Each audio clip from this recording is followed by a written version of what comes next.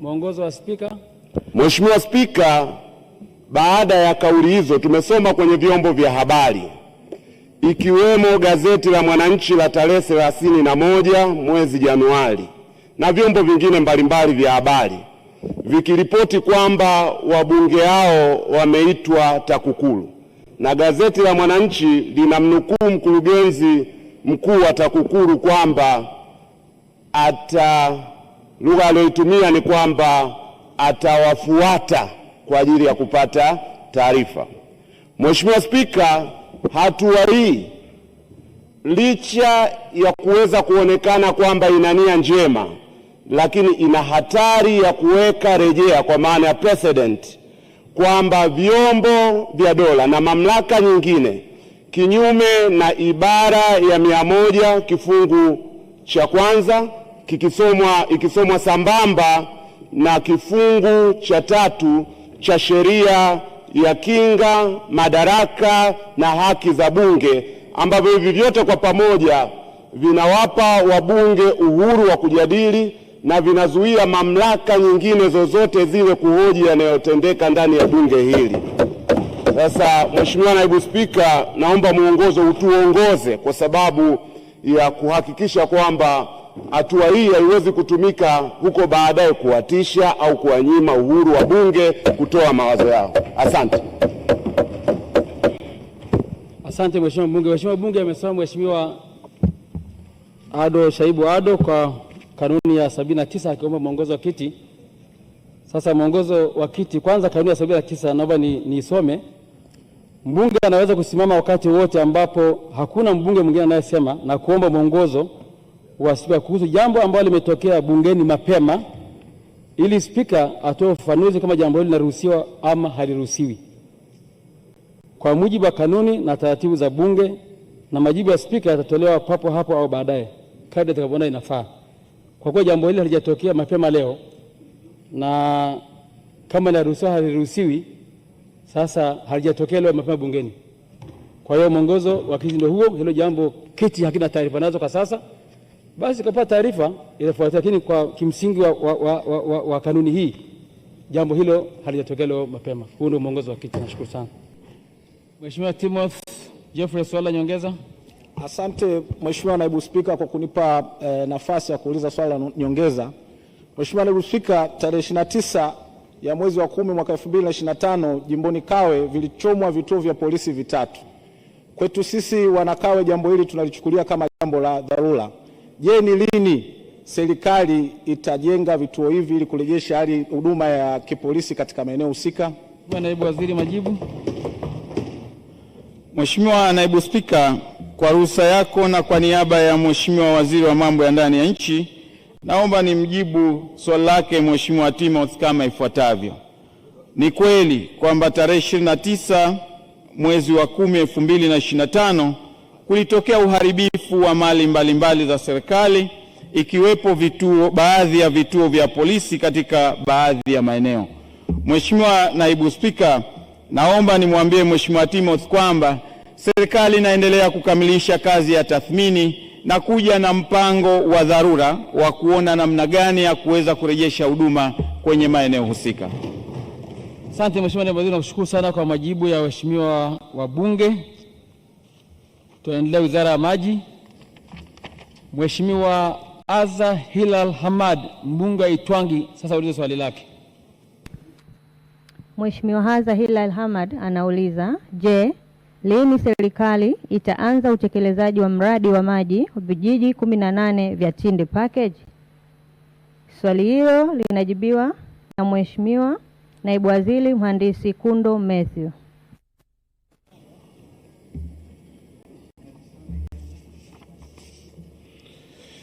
Mheshimiwa Naibu Spika, kwa niaba ya Waziri wa Maji naomba kujibu swali la Mheshimiwa Aza Hilal Hamad, mbunge wa Itwangi kama ifuatavyo. Mheshimiwa Naibu Spika, serikali inaendelea na mazungumzo na serikali ya India ili kupata kibali cha kuendelea kutumia fedha kiasi cha dola za Marekani milioni 6.9 zilizobaki kwenye mkopo nafuu wa dola za Marekani milioni 268.35 kwa ajili ya kutekeleza mradi Mheshimiwa Said Ibrahim Mzimba anauliza, je, lini serikali itatenga bajeti ya ukarabati wa vituo vya polisi Mtambile na Kengeja kwa kuwa vimechakaa? Swali hilo linajibiwa na Mheshimiwa Naibu Waziri Ayubu Mohamed. Mheshimiwa Naibu Waziri, majibu. Asante Mheshimiwa Naibu Spika. Kwa niaba ya Waziri wa Mambo ya Ndani ya Nchi, napenda kujibu swali la Mheshimiwa Said Ibrahim Mzimba, mbunge wa Mtambile kama ifuatavyo. Mheshimiwa Naibu Spika, serikali imeshafanya tathmini ili kubaini gharama halisi ya ujenzi wa kituo cha polisi cha Kengeja baada ya kituo kinachotumika sasa kuwa kichakavu na hakiwezi kufanyiwa ukarabati. Kiasi cha fedha cha shilingi milioni 165 zinahitajika. Tathmini kwa ajili ya kubaini gharama halisi ya ukarabati kituo cha polisi Mtambile zimefanyika na kiasi cha fedha shilingi milioni 90 zinahitajika. Fedha kwa ajili ya ujenzi na ukarabati wa vituo vya polisi vya Kengeja na Mtambile zinatarajiwa kutengwa toka kwenye bajeti ya serikali mwaka wa fedha 26/27. Mheshimiwa Said Ibrahim Mzimba, swali la nyongeza. Asante kwa majibu mazuri ya Mheshimiwa Waziri.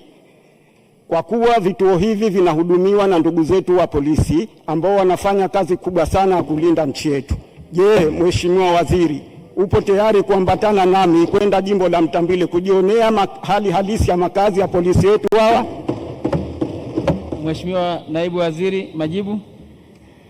Mheshimiwa Naibu Spika, nishukuru kwa swali la nyongeza la Mheshimiwa Said Ibrahim, na ombi lake la kwenda Mtambile nimelipokea na niko tayari kuambatana naye kwenda Mtambile. Asante Mheshimiwa wabunge, naona maswali yawe mafupi. Mheshimiwa Asha Omar Rashid, swali la nyongeza. Asante sana. Nashukuru Mheshimiwa Naibu Spika kwa kunipatia fursa hii nami kuuliza swala langu la nyongeza. Mheshimiwa Naibu Spika, pale mkoani kwangu Kaskazini Pemba pana kituo cha polisi cha muda mrefu. Kituo kile kilizinduliwa tarehe 25 Juni 1979.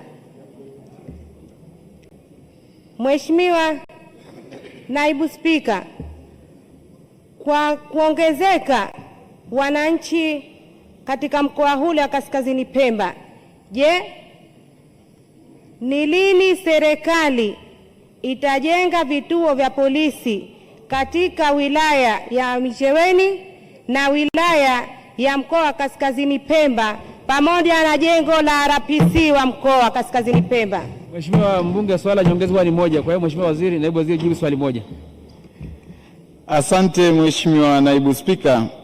Nimshukuru sana Mheshimiwa Asha Omar, mbunge wa viti maalum Kaskazini Pemba, kwa swali lake zuri, na nimpongeze sana kwa kuwa karibu sana na vyombo vyetu vya ulinzi na usalama, hasa jeshi la polisi, na kubaini pia changamoto zao.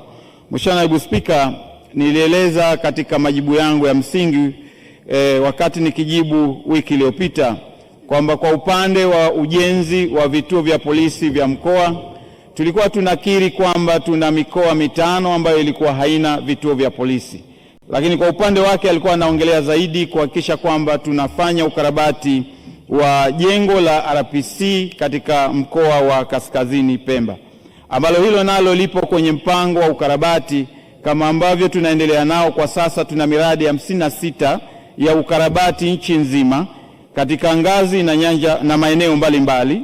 Kwa hiyo ninaamini kwamba tukienda kwenye hatua ya pili ya mpango wa ukarabati, jengo hilo nalo litaingia.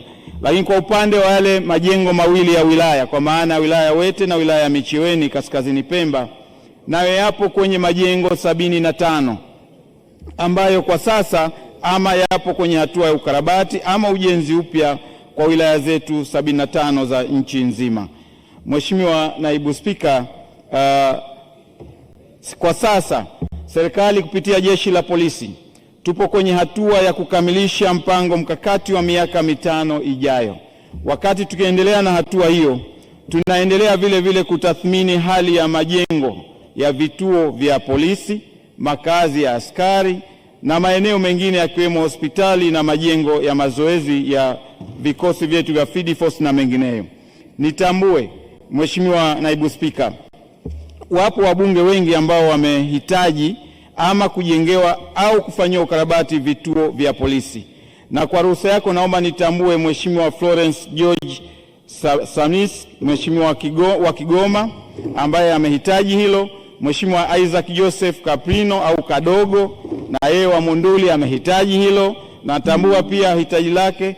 Mheshimiwa Anne Kilango Malisela naye pia amehitaji, na nimemwahidi nitakwenda pia kwenye eneo lake, pamoja na Mheshimiwa Esther Bulaya naye pia alihitaji Bunda mjini, naye nimemwahidi pia nitakwenda. Mheshimiwa Naibu Spika, naomba kuwasilisha. Asante. Waheshimiwa wabunge, Mheshimiwa Josephine Joseph Kapoma, swala nyongeza.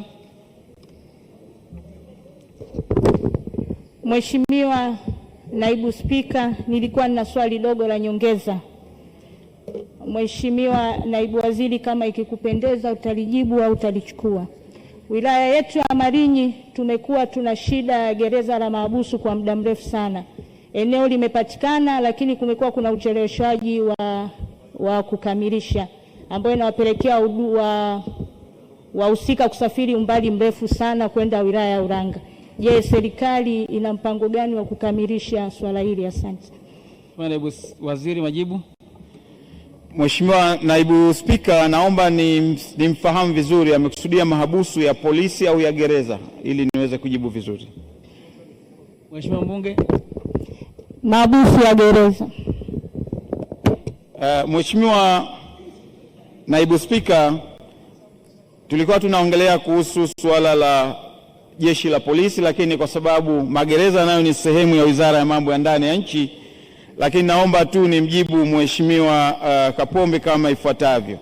Ni kweli yapo baadhi ya magereza yamekuwa na changamoto ya uchakavu wa majengo, lakini moja ya eneo ambalo amelitaja la jimbo lake kwamba wilaya nzima ya Malinyi hakuna gereza na kupeleka eneo la pili, tunakuja na mpango na tutaueleza kwenye bajeti ya mwaka huu ni mpango gani kwa upande wa jeshi la magereza tutaenda kuboresha magereza katika maeneo ambayo yana uhaba likiwepo eneo lake la Malinyi. Asante. Mheshimiwa Mwinyi Jamal, swala nyongeza. Asante Mheshimiwa Spika kwa kunipa ruksa kuuliza, Naibu Spika kwa kunipa ruksa kuuliza swala la nyongeza. Kwa kuwa katika mkoa wa Kaskazini Unguja katika jimbo la Bumbwini, Serikali ya Mapinduzi ya Zanzibar imewekeza nguvu kubwa sana katika uchumi wa nchi na maeneo mengine.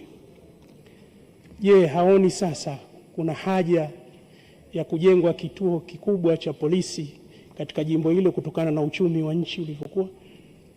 Asante. Mheshimiwa Naibu Waziri, majibu. Mheshimiwa Spika, kwa ruhusa yako na kwa niaba ya Mheshimiwa Waziri wa Mambo ya Ndani ya Nchi, naomba kumjibu Mheshimiwa Mwinyi Jamali swali lake la nyongeza kuhusiana na jimbo lake la Bumbwini. Mheshimiwa Naibu Spika, nikiri kwamba Bumbwini kwa sasa ni eneo la kimkakati hasa kwa uchumi wa Zanzibar, kwani Bumbwini inaenda kuelekea kujengwa uwekezaji wa bandari kubwa mpya, bandari ambayo itakuwa na maeneo karibu 5. Na katika bandari ile, kwa bahati nzuri, nami wakati nikiwa mkuu wa mkoa ule niliwahi kupata fursa ya ushiriki kidogo wa maandalizi ya bandari hiyo. Na katika mpango ulioandaliwa wa eneo lile la Bumbwini kumeandaliwa kujengwa miundombinu yenyewe ya bandari, miundombinu ya barabara za kisasa, lakini pia kujengwa mji mdogo. Katika mpango uliowekwa wa mji mdogo, ndani yake kuna ujenzi wa kituo kikubwa cha polisi ambacho kitaweza kusaidia kuimarisha eneo hilo. Mheshimiwa Naibu Spika, naomba kuwasilisha. Asante sana. Mheshimiwa Matar Ali Salim, swala nyongeza. Asante sana Mheshimiwa Naibu Spika kunipa nafasi ya kuuliza swala la nyongeza. Mheshimiwa Waziri, serikali imewekeza vituo vingi vidogo vidogo na sasa vituo hivyo vyote havifanyi kazi, ikiwemo kituo changu cha jimbo la Shauri Moyo na vituo vingine. Je, serikali ina mkakati gani kwa kuvifufua vituo hivyo vikaanza kufanya kazi ili kuweza kuwasaidia kuwasaidia wananchi wetu. Asante sana. Mheshimiwa Naibu Waziri, majibu kwa ufupi. Mheshimiwa Naibu Spika, kwa ruhusa yako na kwa niaba ya Mheshimiwa Waziri wa Mambo ya Ndani ya Nchi, naomba kumjibu Mheshimiwa Matar swala lake la nyongeza ambalo linahusu vituo vidogo vya polisi kwa maana ya daraja C1 au police post. Mheshimiwa Naibu Spika, nikiri hasa kwa mkoa wa Mjini Magharibi Zanzibar kulijengwa vituo vingi vya police post katika maeneo mbalimbali, lakini naomba ni mweleze Mheshimiwa mbunge kwamba kwanza sio vituo vyote vidogo vidogo kuwa havitumiki. Vipo baadhi yake vinatumika, na mfano wa vituo vidogo vidogo vinavyotumika ni kituo cha Mkunazini, kituo cha Vuga na vinginevyo. Lakini kwa vile ambavyo kwa sasa havitumiki, Mheshimiwa Naibu Spika, tumefanya tathmini kupitia Jeshi la Polisi kuona namna gani nzuri ya utumiaji wa vituo vidogo vile vya polisi. Kwanza tukiri, vingi ya vituo hivyo viko maeneo karibu. Kwa hiyo Jeshi la Polisi au serikali kupitia Jeshi la Polisi imeona haja ya kuwatumia askari wa ulinzi shirikishi kwa kushirikiana na polisi wa shehia ili wafanye doria badala ya kuweka askari wengi kwenye kituo kimoja na kutoa huduma bila ufanisi kama ambavyo ingetarajiwa. Kwa hiyo bado vituo hivyo tuna mpango wa kuvitumia, lakini kwa utaratibu mwingine kinyume na ule wa awali, hadi hapo tutakapokuwa na askari wa kutosha kuweza kuweka vituoni na wengine kufanya doria.